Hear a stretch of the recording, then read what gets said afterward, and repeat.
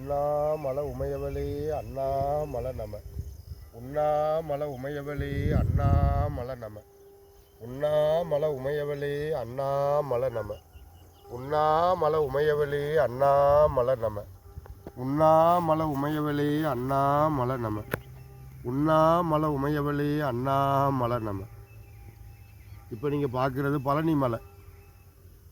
பழனி மலை நீங்கள் பார்க்குறது முருகனோட ஒரு இடம். இது எல்லாருக்கும் தெரியும். இப்போ உலக முருக மாநாடு கொண்டு நடந்தது. ஆனால் முருகா என்ன அர்த்தம்னா மூர்த்தின்னு அர்த்தம். திருவண்ணாமலை அண்ணாமலையார் உண்ணாமலை அம்மன்.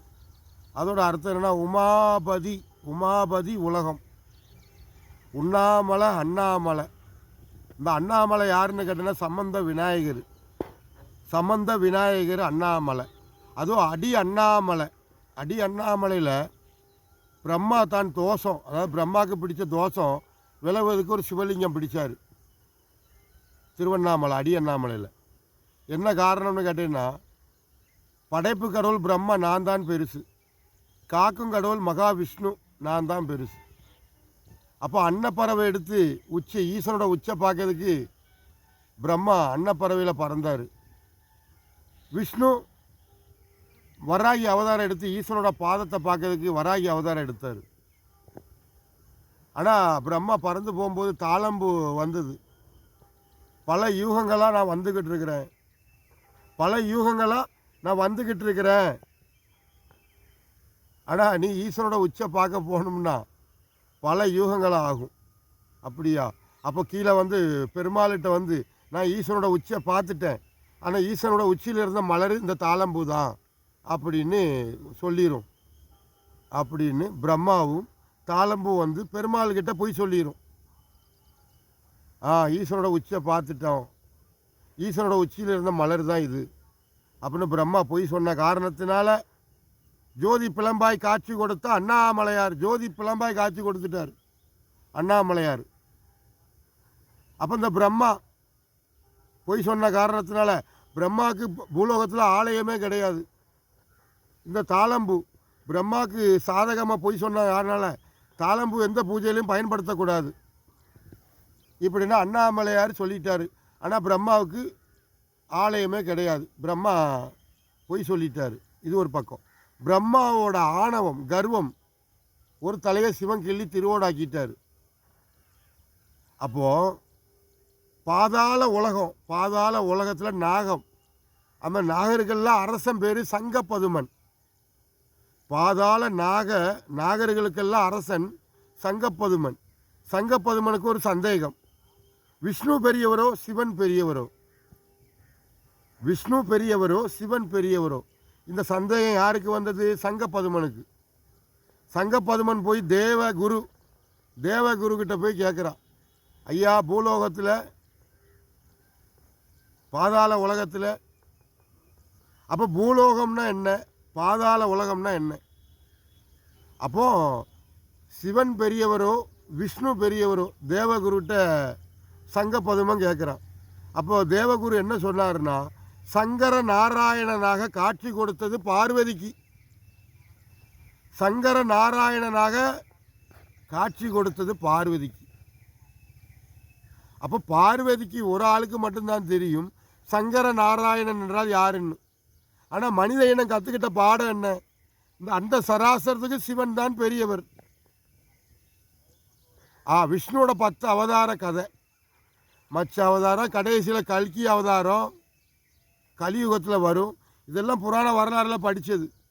கல்கி அவதாரம், மச்ச அவதாரம், இதில் ராமனோட ஒரு அவதாரம், சீதா ராமனோட கதை. சீதா ராமனோட கதை, ராவணன் சீதாவை கடத்திட்டு போயிட்டான். இலங்கையில் போய் ராவணனை வதம் செஞ்சு மீட்டி கொண்டு வந்தான். இது படித்த பாடம். ஆனால் இதோட பொருள் என்ன? சீதா பிடிச்ச சிவலிங்கம். பிரம்மகத்தி தோஷம் அகத்தியர் சொன்னது. பிரம்மகத்தி தோஷம் பிடிச்சிட்டு ராமா, ஆனால் உனக்கு சிவ பூஜை செஞ்சால் தான் அந்த பிரம்மகத்தி தோஷம் போகும். உடனே ஹனுமான் போய் கைலாய மலையில் சிவலிங்கம் கொண்டு வர்றதுக்குள்ளே சீதா மண்ணிலே பிடிச்சிட்டா சிவலிங்கம். அந்த சிவலிங்கத்துக்கு அர்த்தம் என்ன? அப்போ படைப்பு கடவுள் யாரு? சீதா. சீதா தான் சிவலிங்கத்தை படைக்கிறா. அகத்தியர். அத்தி. அத்தி யார்? அத்தி வரதர் தரிசனம் பார்த்த 40 ஆண்டுக்கு ஒரு முறை நீரில் எடுத்து வச்சு 24 நாள் படைக்கிற அவதாரம் அது அப்பனோடையது. 24 நாள் நிற்கிற அவதாரம் அது மகனோடையது. தண்டாயுத பாணி. தண்டாயுத பாணி அத்தி வரதர். உனக்கு ஸ்ரீதேவி பூதேவி, ஆனால் இங்கே வந்துட்டா வள்ளி தெய்வான. அப்போ ஸ்ரீதேவி என்ன பூதேவி என்ன? நடுவில் நிற்கிறத ரங்கராஜன் யாரு? வரதராஜன் யாரு? அத்தி. அத்தி. யோ வச்சுட்டா அயோத்தி. ஆ யோ தி. அப்போ யோவை எடுத்துட்டா அத்தி. அத்தி அயோத்தி. உமாபதி உலகம் சொன்னது யாரு? உமாபதியே உலகம். அந்த உமாபதி யாரு? அந்த ஒருவனுக்கு தான் தெரியும். நீ படித்த பாடத்தில் பார்வதி தோற்றி வைத்தா விநாயகரை. சிவனோட நெற்றிக்கண்ணிலிருந்து தோன்றிய 6 முகம். சரி, 6 முகம் சிவன் நெற்றிக்கண்ணிலிருந்து தோன்றிச்சு. பார்வதி தான் தேகத்தில் உள்ள அழுக்கு எடுத்து ஒரு விநாயகரை பிடிச்சாப்புல அதில் ஒரு தலையை சிவன் கிள்ளிட்டு அடுத்தாப்புல ஆணை முகத்தை வச்சார். இந்த கதையெல்லாம் படிக்கும்போது அந்த பார்வதினா யார்? அந்த விநாயகர் யார்? புரியுதா? 2வது அப்பனும் மகனும். விஷ்ணு தோற்றி வைக்கிறாரு பிரம்மாவை 5 முகத்தோட. ஆனால் பிரம்மா எழுதின வேதம் தான். ஆனால் பிரம்மாவோட வேதம் 5 முகத்தோட வேதம் நமச்சிவாய. அதில் நீ 4 வேதம் தான் படிச்சிருப்ப. 4 வேதம் தான் படிக்க முடியும். ரிக்வேதம், யஜுர்வேதம், சாம வேதம், அதர்வண வேதம், பிரணவ வேதம், 5வது வேதம் ஆகாயத்தோட வேதம். உனக்கு தெரியுமா? தெரியாது. அதுக்கு தான் சிதம்பரம் ரகசியம். நீ ஒரு சிவலிங்கமும் சிவன் அடையாளம். அந்த நாட்டியம் ஆடுற நடராஜ பெருமான் ருத்ர தாண்டவம் ஆடுறாரு, அவரும் சிவன் தான் உனக்கு தெரியும். அந்த பார்கடலில் பள்ளி கொண்டிருக்கிறவர் தான் ஆனந்த தாண்டவம் ஆடுறாரு. நடராஜ பெருமானோட நாட்டியத்தை ஆனந்த சையானமாக பார்த்தது மகாவிஷ்ணு. ஆதிசேஷனுக்கு அழுத்தம் எடுக்க போய் நான் ஆனந்த தாண்டவத்தை பார்த்தேன், அதனால் நீனும் பூலோகத்தில் போய் மனித பிறவி எடுத்து அந்த ஆனந்த தாண்டவத்தை பாரு அப்படின்னு சொன்னது அந்த ஆதிசேஷன். ஐங்கரத்தான், ஆணை முகத்தான். அவரை நீ பதஞ்சலி, யோகாக்கு குரு பதஞ்சலி, ராமேஸ்வரத்தில் சமாதி. அப்போ ஆதிசேஷன் யார்? அந்த ஆனந்த தாண்டவம் யாருக்கு சொந்தம்? இதை அறிகிறது தான் சிதம்பரம் ரகசியம். சித்திர சபை, குற்றாலம் நதி அருவி விழுது, தாமிரபரணி அருவி விழுது. ஆனால் ரெண்டாவது என்ன? தாமர சபை. தாமர சபை நெல்லை அப்பர், நெல் அப்பன், அரி அப்பன் இதுன்னு அர்த்தம். ஆனால் உனக்கு சைவம் பெருசா வைணவம் பெருசான்னா நீ சைவம் தான் பெருசுங்கிற. சைவம் வந்து அப்பனோடையது. அப்பன் யாருன்னு அறிகிறது. வைணவம் அப்பன், அதுலேருந்து தோன்றி வந்த சைவம். அப்போ சைவமும் வைணவமும் அப்பனுக்கு தான் சொந்தம். அந்த அப்பன் தான் சிதம்பரம். அம்மை சிவகாமி. அப்போ இந்த சிவகாமிக்கு தான் தெரியும் சிவசாமி யாருன்னு. ஆனால் நீங்கள் படித்த பாடத்தில் சிவன் தான் அந்த அண்ட சராசரத்தில் பெரிய ஒருத்தர் சிவன் தான். ஆனால் சிவனுக்கு மிஞ்சின கடவுளே கிடையாது. ஏய், சிவனோட அப்பன் பேரை சொல்லணும். சிவனோட அப்பன் பேர் சொல்லணும். மகாவிஷ்ணு, வைஷ்ணவி, நாயகி. உனக்கு 51 சக்தி பீடம், சக்கரம் அதை விட்டது. 51 சக்தி பீடம் உருவாக்கினது மகாவிஷ்ணு. சதிதேவி அக்னியில் இறங்கின கதை சீதாவோட கதை. சாம வேதம் நெருப்பை சார்ந்தது. திரு அண்ணாமலை கார்த்திகை தீபம் யாரோடையது? அரியோடையது. ஆனால் விநாயகனுக்கு இளையது முருகன், தண்டாயுதபாணி. ஆனால் இவன் தான் ஐயப்பன்னு உனக்கு தெரியாது. தண்டாயுதபாணி என்றால் 2 கரம் 2 பாதம் தண்டாயுதமாக நிற்கிற. போகர் என்றால் இருட்டு, புலி பாணி, வெளிச்சத்துக்கு 2 கரம் கிடையாது. 2 கரத்தோடு தோன்றியவன் தண்டாயுதபாணி. நீ காசிக்கு போனாலும் சரி, மேற்கு வாசலில் தண்டாயுதபாணி நிற்கிறான். அதுக்கு தான் காசி ராமேஸ்வரம் பாண்டி மலையாளம் அடக்கி ஆண்ட ஐயப்பன், ஐம்பூதம் அறிஞ்சவன் முருகா.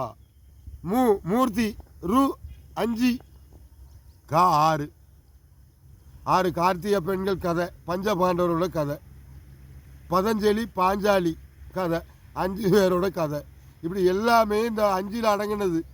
இந்த ஆன்மீகம் உனக்கு அயோத்தியில் ராமனை தெரியும் பெருசாக. ஹேய், பழனியில் தண்டாயுதபாணி அடிக்கிறது ராமன் தான். புரியுதா? இந்திரன் தேவேந்திரன் யாரு? தேவேந்திர மகள் தெய்வ யானை. நம்பிராஜனோட நங்கை மோகினி, மோகினி மகள் வள்ளி யாரு? இதெல்லாம் இந்த தண்டாயுதபாணிக்கு தான் தெரியும். புரியுதா?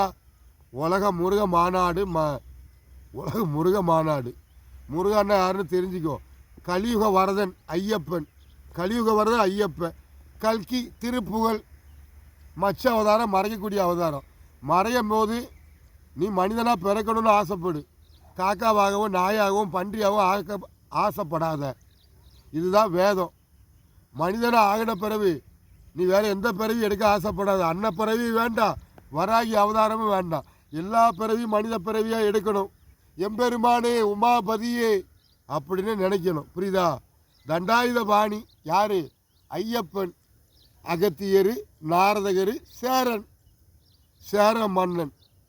புரியுதா? அம்புக்கொடி. அம்பு என்பது என்ன? அறிவு அம்பு, உடம்பு வில்லு. புலி கொடி, வெளிச்சம் புலி மாதிரி வருது. இருக்கரம் இருப்பா, அது நமக்கு தந்துருக்கு.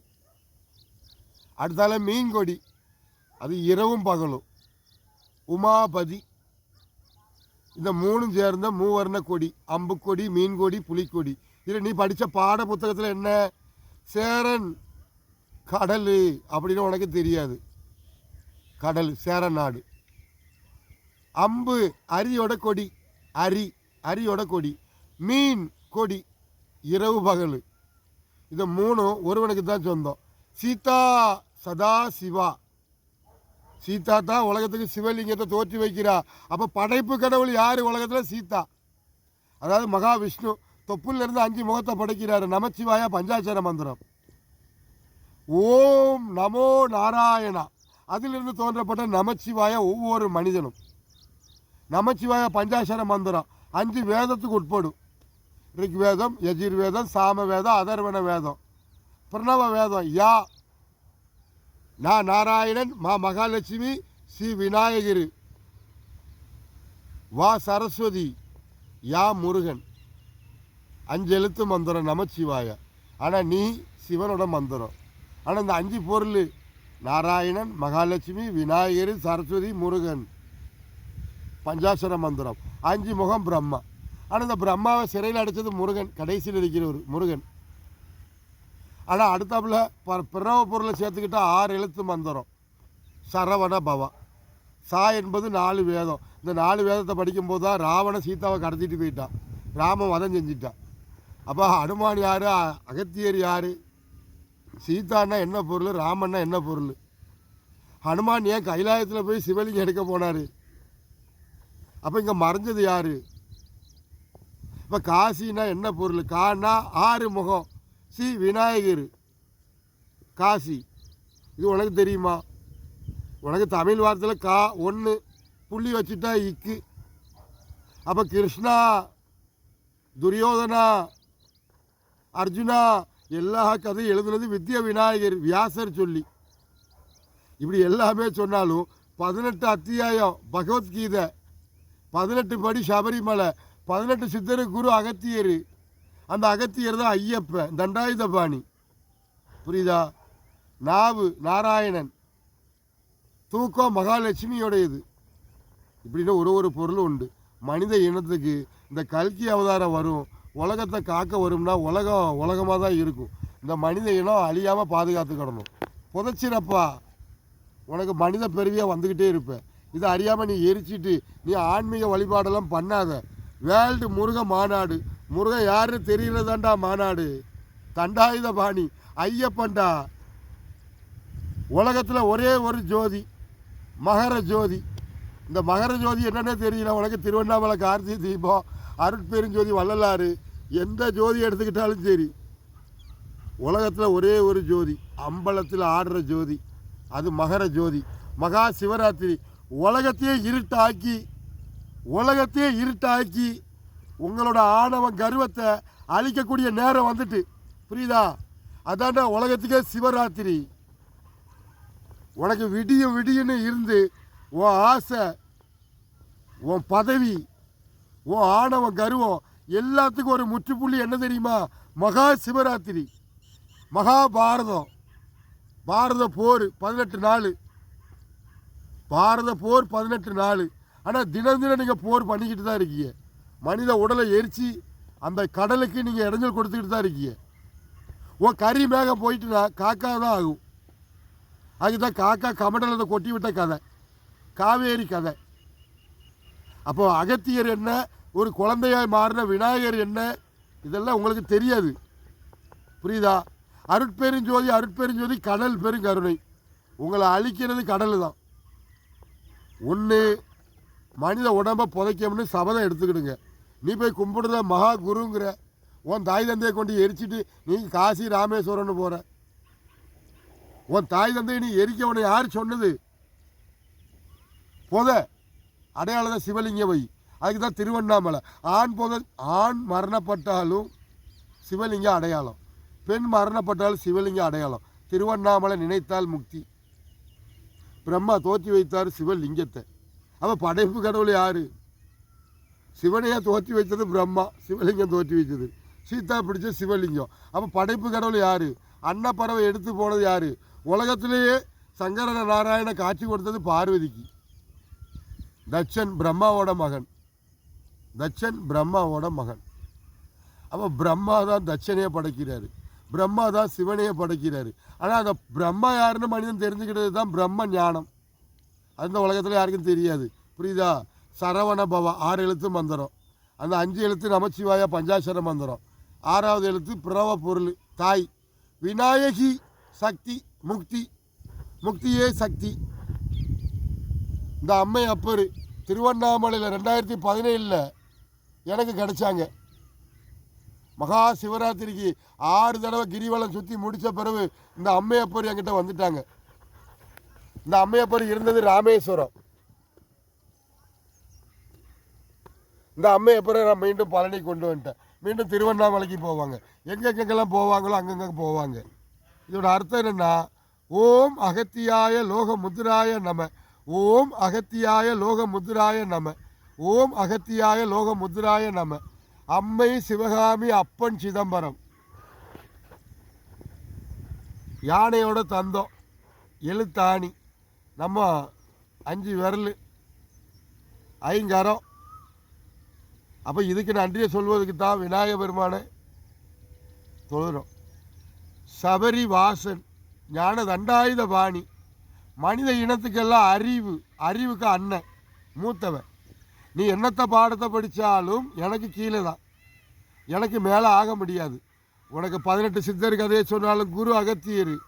நீ 18 படி ஏறி வந்தாலும் சபரிமலை சர்க்குருவே சரண ஐயப்பா, தண்டாயுத பாணியப்பா. விஷ்ணுவிலிருந்து தோன்றிய சிவன். புரியுதா? விஷ்ணுவிலிருந்து தோன்றிய சிவன் ஐயப்பன். ஆதி ஆதி சரி சிவா, உலகத்துக்கே ஆதி சரி சிவா. சபரி வாசா, சீனி வாசா, பழமேனி வாசா ஐயப்பன். கலியுகத்தில் வர்றவன் ஐயப்பன். கல்கி அவதாரம், திருப்புகழ் அம்மா அப்பாவுக்கு. புரியுதா? தாயின் சிறந்த கோயிலும் இல்லை, தந்தை சொல் மிக்க மந்திரம் இல்லை. தாய் என்பது விநாயகி, தந்தை குட்டியை பெற்றெடுக்கிறவன். புரியுதா? தாய் விநாயகி, தந்தத்தோடு பிறக்கிறது விநாயகி. அதோட எழுத்தாணி. இது தாயோட எழுத்தாணி, ஆனால் தந்தை குட்டியை பெற்றெடுக்கிறவன். இது யானை வர்க்கத்தில். வள்ளி விநாயகி தெய்வ யானை அறிவோம். அதான் தாயின் சிறந்த கோவிலும் இல்லை, தந்தை சொல் மிக்க மந்திரம் இல்லை. தந்தை தான் அந்த குட்டியில் வழி நடத்துது, இப்படி போகணும் அப்படி போகணும். ஆனால் தாய் விநாயகி, அது தனிமைப்பட்டு நடக்கும். இது அறிவுங்கிற ஞானம். குரு என்பது தலையில் இருக்கிறாரு. விநாயகி விநாயகன், உமாபதி உலகம், அம்மை அப்பனே உலகம், அம்மை அப்பனே உலகம். அடி அண்ணாமலை பாத விநாயகன், அடி அண்ணாமலை பாத விநாயகன். அடிமுடிநாதா அண்ணாமலையை, அடிமுடிநாதா அண்ணாமலையை. எந்த மலைக்கு போனாலும் இந்த அரி தான். அரி மண்ணில் மறைஞ்சிட்டா சிவம். ஆனால் இந்த அரி தோன்றப்பட்டது அந்த மகாவிஷ்ணுவில் இருந்து. பார்கடலில் பள்ளி கொண்டிருக்கிறதே பரம்பொருள். அதிலிருந்து தோன்றியப்பட்டு 5 முகம் நமச்சிவாய பஞ்சாட்சர மந்திரம் ஒவ்வொரு மனித இனமும். ஆனால் இந்த மனித இனம் மண்ணில் மறைஞ்சி லிங்கமாகணும். அக்னிக்கு போகக்கூடாது, நெருப்புக்கு போய் சாம்பல் ஆகக்கூடாது.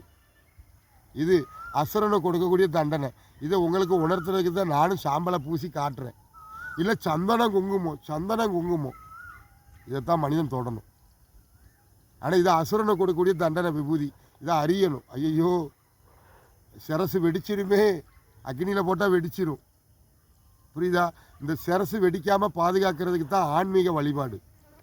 ஆனால் இந்த பாரத பூமியில் உடம்பை எரிக்காதீங்க, புதைக்க இடம் கிடையாது. ஆனால் உனக்கு சந்திரனுக்கு போகிறதுக்கு நேரம் உண்டு. உலகத்தில் சந்திரனில் கால் பதிக்கவே முடியாதுன்னு இந்த உலகத்தில் இந்த மகாபாரதம் படித்த மகான்கள் யாருன்னு சொன்னாங்களா? ஒருத்தன் தான் சொல்லுவேன். சந்திரனில் கால் பதிக்கவே முடியாது.